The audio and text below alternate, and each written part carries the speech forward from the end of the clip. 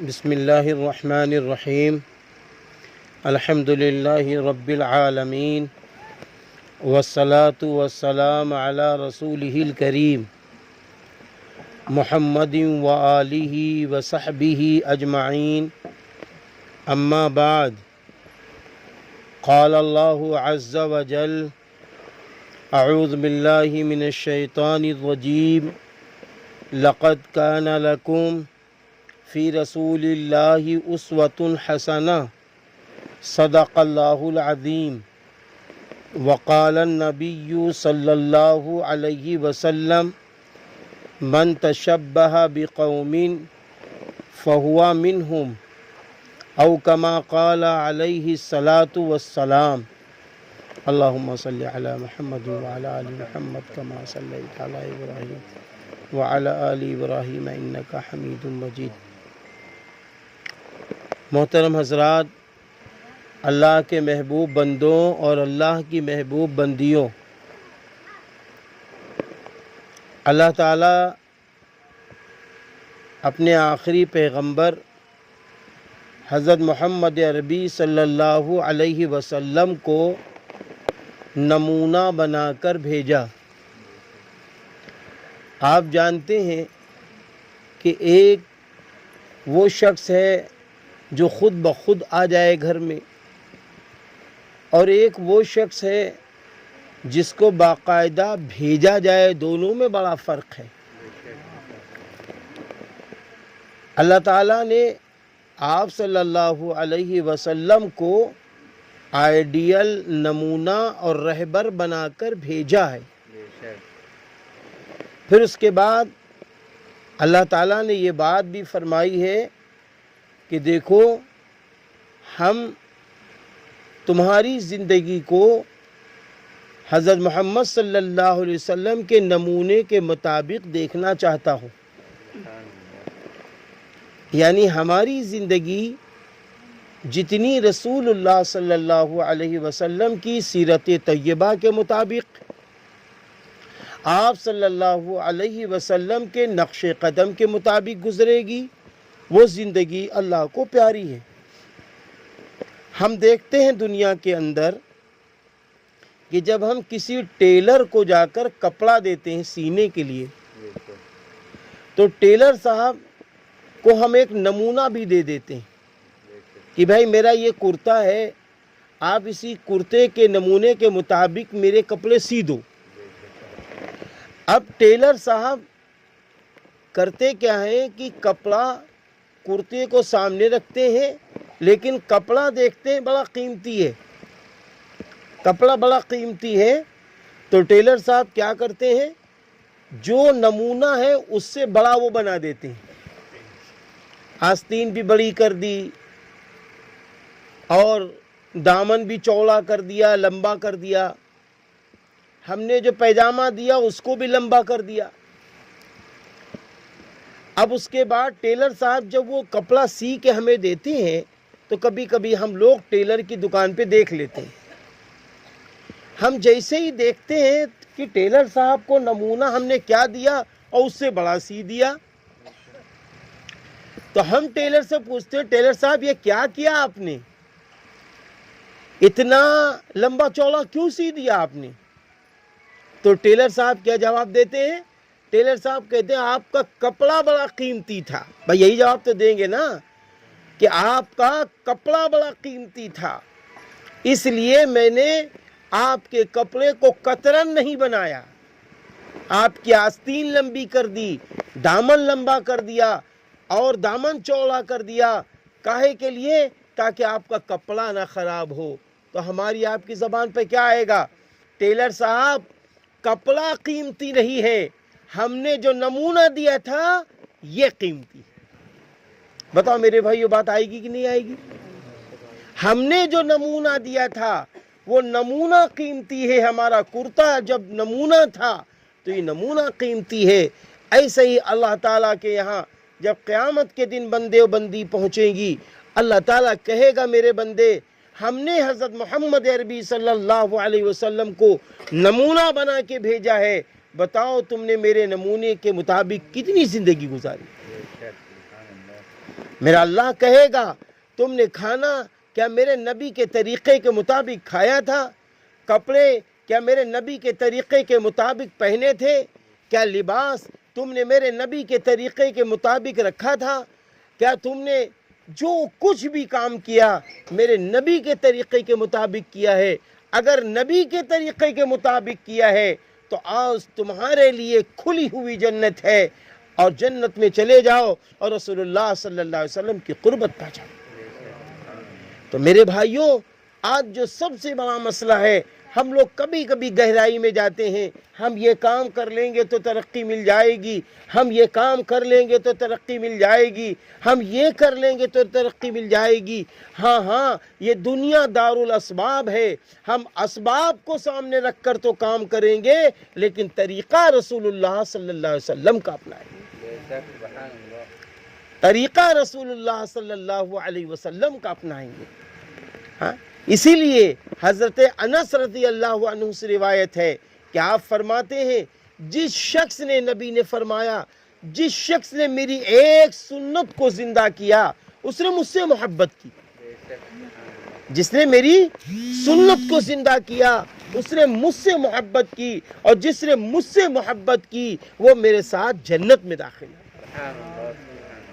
رسول اللہ صلی اللہ علیہ وسلم نے فرمایا کہ جب میری امت میرے طریقے کو زندہ کرتی ہے تو اس کو اللہ تعالیٰ 4 انعامات دیتے ہیں، 4 انعام۔ پہلا انعام اللہ یہ دیتا ہے، اس کی روزی میں برکت ڈال دیتا ہے۔ پہلا انعام اللہ تعالیٰ اس کی روزی میں برکت ڈال دیتا ہے۔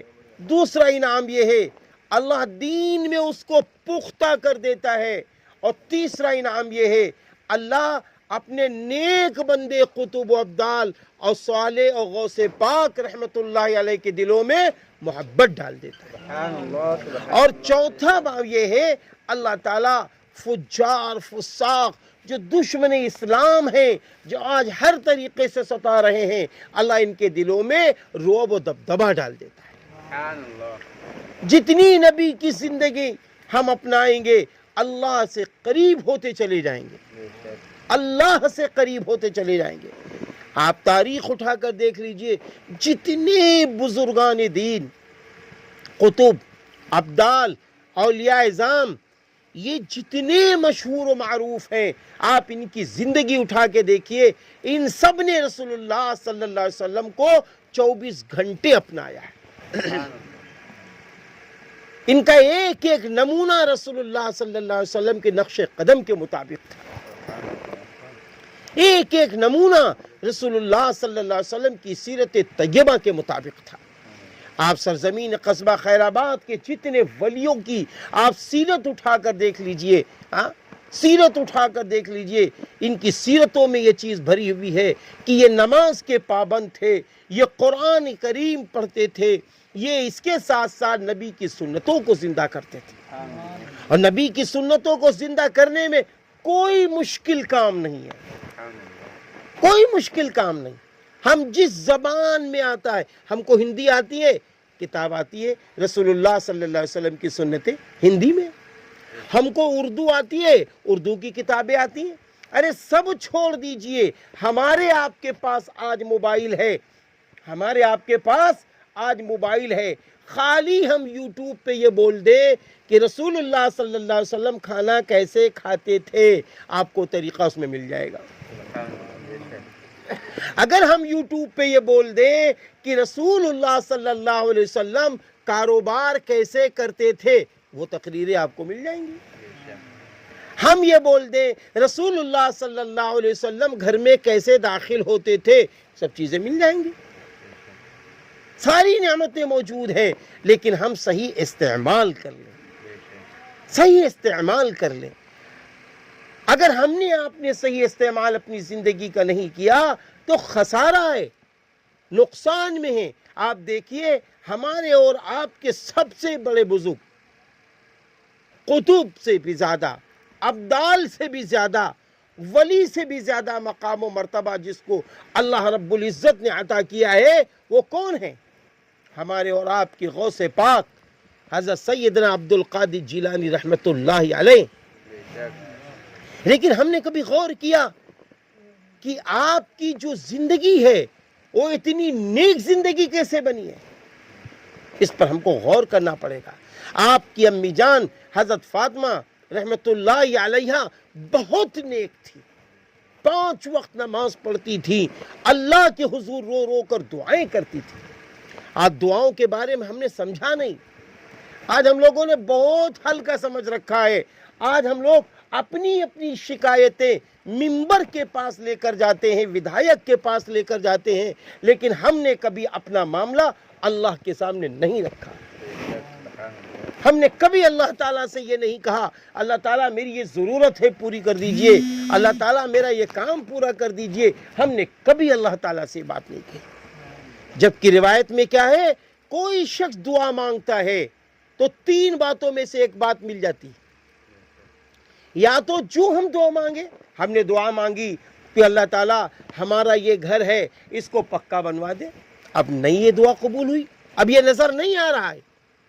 دعا مانگ لی کہ اللہ یہ میرا گھر اچھا بنا دے، ابھی گھر اچھا نہیں بنا۔ اب حدیث میں کیا ہے، یا تو اللہ تعالیٰ وہی چیز دے دیتا ہے جو وہ مانگتا ہے، نمبر 2 اللہ تعالیٰ اس کی دعا کی وجہ سے اس پر جو بہت بڑی مصیبت آنے والی تھی، اس کی دعا کی وجہ سے اس پر جو بہت بڑی مصیبت آنے والی تھی، جو مصیبت ہمیں آپ کو نظر نہیں آ رہی ہے، اللہ تعالیٰ اس مصیبت کو دعا کی وجہ سے ٹال دیتا ہے۔ اور تیسرے یہ ہے، مرنے کے بعد جب ہم آپ اللہ کے پاس پہنچیں گے تو اللہ کے حضور جب ہماری دعائیں پیش کی جائیں گی، دعاؤں کا ثواب پیش کیا جائے گا، تو بندہ و بندی کہیں گے کاش کہ دنیا میں میری ایک دعا قبول نہ ہوتی۔ تو پتہ یہ چلا دعائیں قبول ہوتی ہیں۔ ہم لوگوں کو دعاؤں کا اہتمام کرتے رہنا چاہیے، اللہ کے حضور دعائیں مانگنی چاہیے۔ اب دعا مانگنے کے طریقے ہیں۔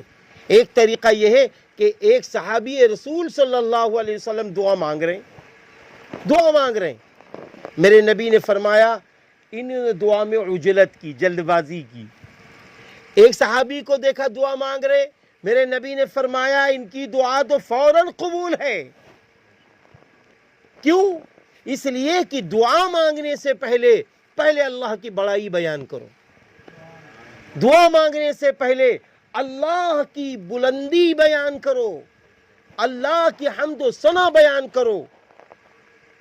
جیسے اللہ والوں نے کہا دعا مانگنے سے پہلے آپ ایک بار الحمد شریف پڑھ لو، نہیں الحمد، اور پھر اس کے بعد فرمایا کہ درود شریف پڑھ لو۔ حدیث پاک میں ہے کہ اول اور آخر درود شریف جو پڑھتا ہے دعا میں، وہ دعا میں مہر لگا دی جاتی ہے، اور جو دعا اللہ کی بڑائی کے بعد مانگی جاتی ہے وہ فوراً قبول ہو جاتی ہے۔ تو پہلے الحمد شریف پڑھ لے، پھر درود شریف پڑھ لے اور اللہ کے حضور دعا کریں، اللہ کے حضور دعا کریں۔ ہماری دعائیں قبول ہو رہی ہیں، ہم لوگ سمجھ نہیں پاتے ہیں، دعائیں قبول ہو رہی ہیں۔ امام بخاری رحمت اللہ علیہ کا نام آپ سب نے سنا کہ نہیں سنا؟ بھائی امام بخاری شریف کی کتاب کا نام تو سنا ہوگا نا، کہ امام بخاری رحمت اللہ علیہ کے ابو جان کا انتقال بچپن میں ہو گیا، بچپن میں انتقال ہو گیا۔ اور جب بچپن میں انتقال ہو گیا تو معلوم ہے کیا ہوا؟ آپ کی امی جان عدت میں تھی۔ کس میں تھی؟ عدت میں تھی۔ اور یاد رکھنا موت کی جو عدت ہوتی ہے وہ 4 مہینہ 10 دن کی ہوتی ہے، طلاق کی جو عدت ہوتی ہے وہ 3 مہینہ 13 دن کی ہوتی ہے۔ اب وہ عدت میں تھی، عدت میں کیا ہوا؟ امام بخاری کی آنکھ کی روشنی ختم ہو گئی۔ اماں بیچاری دوا بھی کرا رہی، دعا بھی کر رہی، اور وہ دعا زار و قطار اللہ کے حضور کرتی رہی، کبھی مایوس نہیں ہوئی۔ دعا میں مایوس نہیں ہونا چاہیے، کبھی مایوس نہیں ہوئی اور دعا کر رہی۔ اب ہوتا کیا ہے سنیے، ایک دن حضرت ابراہیم خلیل اللہ علیہ السلام خواب میں تشریف لے آئے اور فرمایا اے بخاری کی ماں، اللہ نے آپ کے رونے اور گڑ گڑانے کی وجہ سے آپ کی دعا قبول کر لی ہے اور آپ کی بیٹے کی آنکھ کی روشنی واپس ہو گئی. اور جب وہ آنکھ کھولا تو انہوں نے فوراً ماں نے اپنے بیٹے کو دیکھا کہ بیٹا آنکھ کی روشنی ہوئی ہے. اب ماں نے اپنے بیٹے کو جگایا تو دیکھا بیٹا اپنی ماں کی طرف دوڑتا ہوا چمٹ آیا. پھر اللہ تعالیٰ نے ان کے ذریعے سے بخاری شریف کتاب لکھوا دی. بڑی بڑی عربی کی کتابیں انہوں نے لکھ ڈالی. تو وجہ کیا ہے؟ وجہ یہ ہے یقین چاہیے. پہلے انسان کو اللہ پہ یقین ہو جائے, اللہ پہ بھروسہ ہو جائے کہ میری دعائیں قبول ہو رہی ہیں, کوئی میری دعا رد نہیں ہوتی ہے, کوئی میری دعا قبول ایسی ہو نہ ہو, ہرگز ایسا نہیں, میری ساری دعائیں قبول ہو رہی ہیں. اگر قبول نہیں ہو رہی ہیں تو یہ چین سکون کیسے مل رہا ہے؟ کیسے چین سکون مل رہا؟ لیکن یقین. اب یقین کی بات بتائیں. حضرت ماریہ قبطیہ رضی اللہ تعالی عنہ جو رسول اللہ صلی اللہ علیہ وسلم کی باندی تھیں, ان کے بیٹے کا انتقال ہو گیا. ایک دن رسول اللہ صلی اللہ علیہ وسلم اپنے گھر میں اپنی بیوی کے پاس آ رہے تھے. آپ کی بیوی رو رہی تھی, آپ کی بیوی رو رہی تھی. جیسے ہی انہوں نے اپنے شوہر کو آتے ہوئے دیکھا, نبی کو, اپنی آنکھیں پوچھ لی, آنکھیں پوچھ لی. اب کیا ہوتا ہے؟ آنکھ پوچھنے کے بعد فوراً کیا ہوتا ہے؟ میرے نبی فرماتے ہیں, اے ماریہ کیا ہوا تمہیں؟ تمہاری آنکھوں میں آنسو کیسے ہیں؟ حضرت ماریہ قبطیہ رضی اللہ تعالی عنہا نے آنسو پوچھنا اور شروع کر دیا, کچھ نہیں بولی. اب شوہر بیوی کا معاملہ ہے, یہاں نبی اور امتی کا تو معاملہ ہے نہیں. اب نبی نے فرمایا ماریہ بتاؤ جلدی سے. تو حضرت ماریہ قبطیہ رضی اللہ تعالی عنہا فرمانے لگیں, میرے محبوب نبی, مجھے جو میرا بیٹا دنیا سے گزر چکا ہے, جا چکا ہے, وہ ابراہیم میرا بیٹا مجھے یاد آ گیا, اس لیے میں رو پڑی ہوں. تو سنیے, رسول اللہ صلی اللہ علیہ وسلم نے فرمایا, اے ماریہ تم اپنا سر آسمان کی طرف اٹھا کر دیکھو, تیرا بیٹا جنت کے بالا خانے میں ٹہل رہا ہے. لیکن حضرت ماریہ قبطیہ رضی اللہ تعالیٰ عنہ نے سر آسمان کی طرف نہیں اٹھایا, زمین کی طرف کرنے لگی. میرے نبی نے کہا ماریہ ابھی تو آپ کہہ رہی تھی کہ مجھے بیٹا ابراہیم یاد آ رہا ہے, اب آپ اپنا سر بھی اور آسمان کی طرف آنکھ بھی نہیں اٹھا رہی ہو, معاملہ کیا ہے؟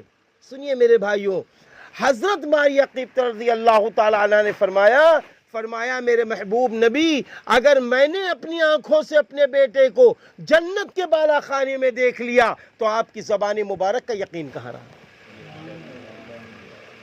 ایسا یقین چاہیے. اسلام پہ چلنے کے لیے ایسا یقین چاہیے. اسی لیے اسلام نے یہ بات کہی ہے کہ تم اپنے نبی سے ایسی محبت کرو, اپنی بیوی بچوں سے زیادہ نبی سے محبت کرو, اپنے کاروبار سے بھی زیادہ نبی سے محبت کرو, اپنے بھائی بہنوں سے بھی زیادہ نبی سے محبت کرو, اپنی جان سے بھی زیادہ نبی سے محبت کرو, تب ایمان مکمل ہے, تب ایمان مکمل ہے. اب آپ دیکھ لیجئے کہ حضرت سیدنا شیخ عبد القادر جیلانی رحمت اللہ علیہ کو اللہ اور رسول سے کیسی محبت تھی. اللہ اور رسول سے ایسی محبت تھی جس کی کوئی حد اور انتہا نہیں. کہ رسول اللہ صلی اللہ علیہ وسلم کا خوابوں میں دیکھ لینا کتنی بڑی سعادت کی بات ہے, کتنی بڑی نعمت ہے کہ سیدنا عبد القادر جیلانی رحمت اللہ علیہ, بتائیے ابھی بچے ہیں, یتیم ہیں, کیونکہ آپ کے والد کا سایہ بچپن ہی میں اڑ گیا تھا. یتیم کے حیثیت سے ماں نے پالا تھا, ماں نے پرورش کی تھی, اور ماں نے اتنی اچھی پرورش کی کہ اپنے بیٹے سے یہ کہا, میرے بیٹے ڈر رکھنا تو اللہ کا رکھنا, کبھی زندگی میں جھوٹ نہ بولنا. جس کا رزلٹ کیا ہوا؟ مشہور واقعہ ہے, بہت مشہور واقعہ ہے کہ آپ بغداد شریف جا رہے تھے, کاہے کے لیے؟ علم دین حاصل کرنے کے لیے ایک قافلے کے ساتھ تھے. رات میں وہ قافلہ ایک جگہ پیڑوں کے نیچے رک گیا, کیونکہ پہلے جو سفر بڑا مشکل کام تھا, بہت ٹف کام تھا پہلے کا سفر. اب کیا ہوا, ڈکیتوں نے اس قافلے کو لوٹنا شروع کر دیا. اب جب وہ لوٹنے لگے تو اس کے بعد حضرت سیدنا شیخ عبد القادر جیلانی رحمۃ اللہ علیہ کے پاس آئے. کہا بچے تمہارے پاس کچھ ہے؟ اسے تلاش کیا. کہا تمہارے پاس کچھ ہے؟ ہاں ہے. کیا ہے؟ اشرفیاں ہیں. کہاں ہے؟ یہ دیکھو. تو ڈکیت نے کہا بچے اگر تو جھوٹ بول دیتا تیری اشرفی بچ جاتی. تو آپ نے فرمایا میری ماں نے کہا تھا اللہ سے ڈرنا, کبھی جھوٹ نہ بولنا. اللہ سے ڈرنا, کبھی جھوٹ نہ بولنا. اب اس کے بعد نتیجہ کیا ہوا کہ حضرت سیدنا عبد القادر جیلانی رحمۃ اللہ علیہ کو وہ لوگ لے کے چلے گئے. عمر کتنی ہے؟ 14 سال. وہ لوگ لے کے چلے گئے اپنے سردار کے پاس. سردار سے کہا اس بچے سے پوچھو, کیا اسے پوچھو کچھ ہے. ہم لوگوں نے تلاشی لی, اس بچے کے پاس کچھ نہیں نکلا, اور اس بچے سے بعد میں ہم نے پوچھا کچھ ہے تو اس بچے نے کہا میرے پاس اشرفیاں ہیں, اس بچے سے پوچھو. تو کہا بیٹا کچھ ہے؟ ہاں ہے. کیا ہے؟ اشرفیاں ہیں. کہاں ہیں؟ یہ دیکھو اشرفیاں ہیں. تو اس ڈکیتوں کے سردار نے کہا میرے بیٹے اگر تو جھوٹ بول دیتا تیری اشرفیاں بچ جاتی. تو وہ کہنے لگے میں کیسے جھوٹ بول دوں, میری ماں نے کہا تھا اللہ سے ڈرنا, کبھی جھوٹ نہ بولنا. تو ڈکیتوں کے سردار نے کہا چلو سب کا سامان واپس کر دو, سب کا سامان واپس کر دو, سب لوگ توبہ کر لو, سب لوگ توبہ کر لو, سب لوگ توبہ کر لو. بس اللہ والوں نے کتابوں میں لکھا ہے کہ 14 سال کی عمر تھی سیدنا عبد القادر جیلانی رحمۃ اللہ علیہ کی, اسی وقت سے اللہ تعالیٰ نے آپ کو غوث پاک بنا دیا. تو یہ ہے اچھی تربیت کا نتیجہ, یہ ہے اچھی پرورش کا نتیجہ. آج ہم لوگوں کی زندگی میں کیا ہے مزاج؟ ہمارے ذہن میں یہ ہے اچھا مکان بن جائے, اچھا معاملہ ہو جائے, ہم بڑے. نہیں, ہمارا ایمان جتنا مضبوط ہے ہم بڑے ہیں. ہمارے نبی کی محبت میرے سینے میں جتنی ہے ہم بڑے ہیں. اللہ کی محبت جتنی ہے تو ہم بڑے ہیں. نبی کی سنتیں جتنی زندہ کر رہی تو ہم بڑے ہیں. نمازیں جتنی ہم پڑھ رہے تو ہم بڑے ہیں. اللہ کا نام جتنا لے رہے ہیں تو ہم بڑے ہیں. کیونکہ اللہ تعالیٰ اپنے وہاں یہ نہیں پوچھے گا کیسا مکان تھا, کیسا کیا تھا. اللہ یہ پوچھے گا ہم نے تم کو زندگی دی, تم نے میرے محبوب نبی کے مطابق گزاری کی نہیں گزاری, یہ اللہ پوچھے گا.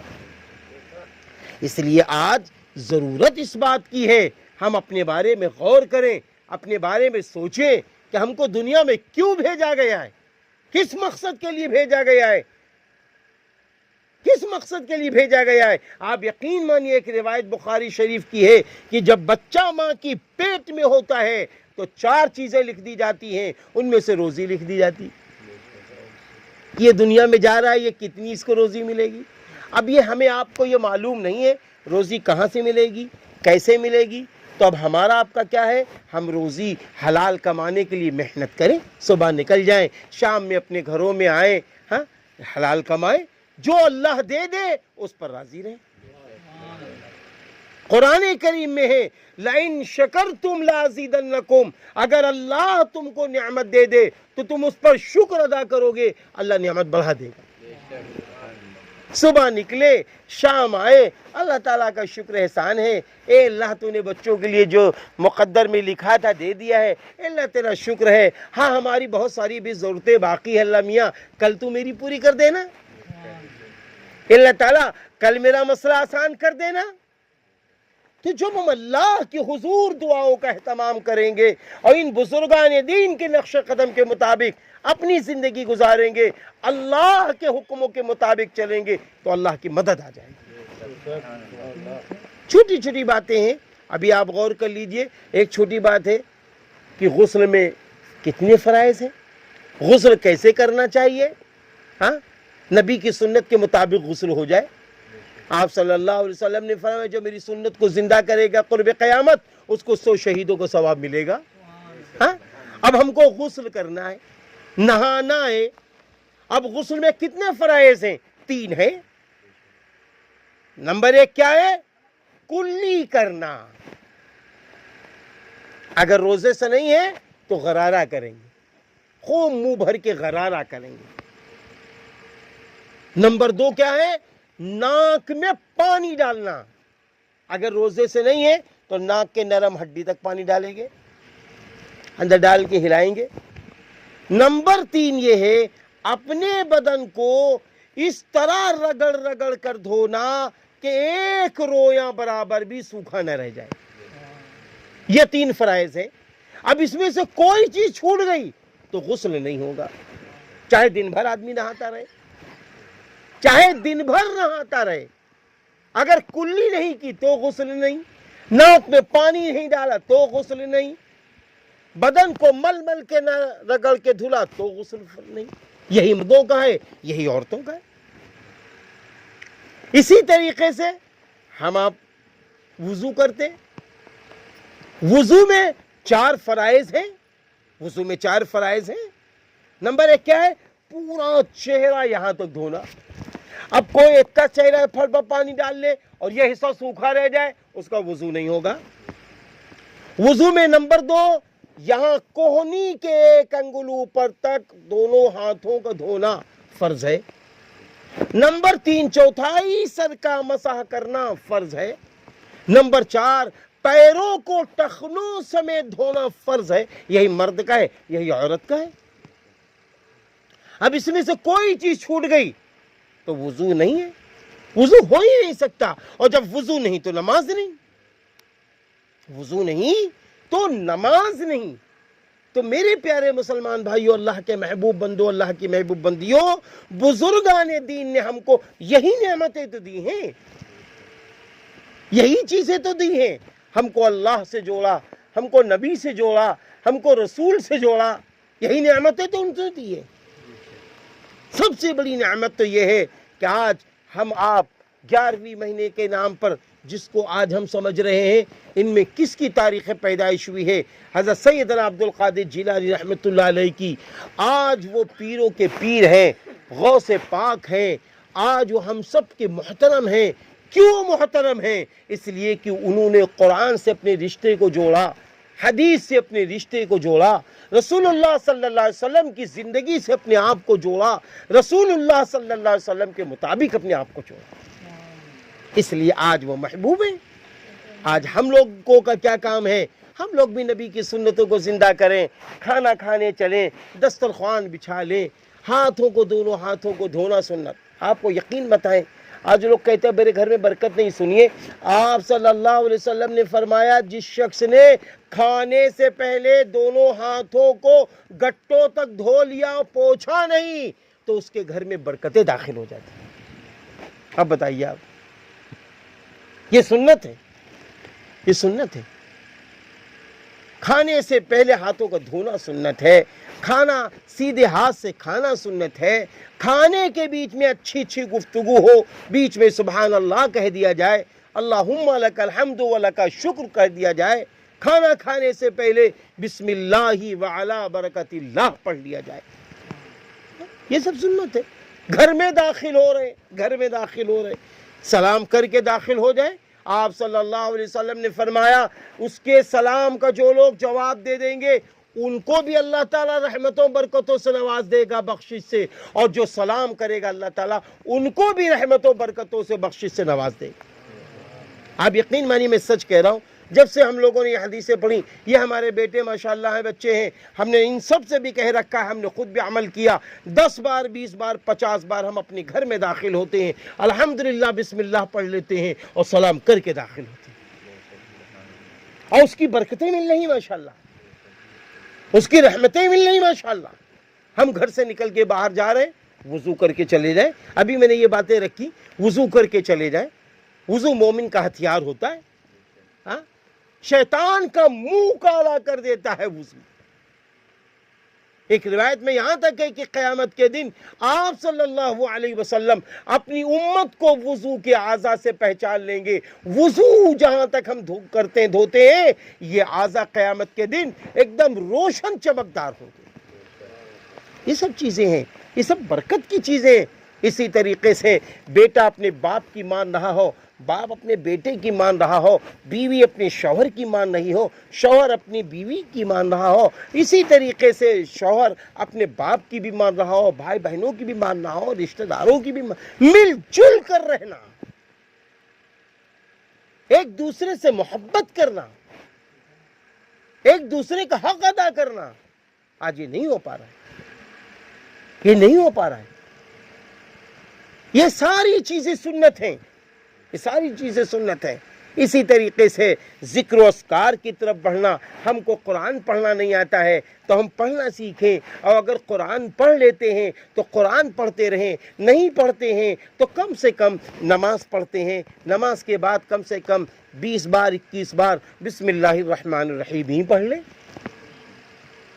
صبح دوپہر شام 10 بار درود شریف پڑھ لیں. آپ صلی اللہ علیہ وسلم نے فرمایا جو ایک بار درود شریف پڑھتا ہے 10 رحمتیں ملتی ہیں، 10 درجے بلند ہوتے ہیں، 10 خطائیں معاف ہوتی ہیں. تو یہ ساری کی ساری چیزیں، یہ ساری کی ساری باتیں، اس پر ہمارا عمل ہونا چاہیے. آپ سوچئے میرے نبی ہم کو کتنا چاہتے تھے، ہم لوگ کتنا چاہتے ہیں.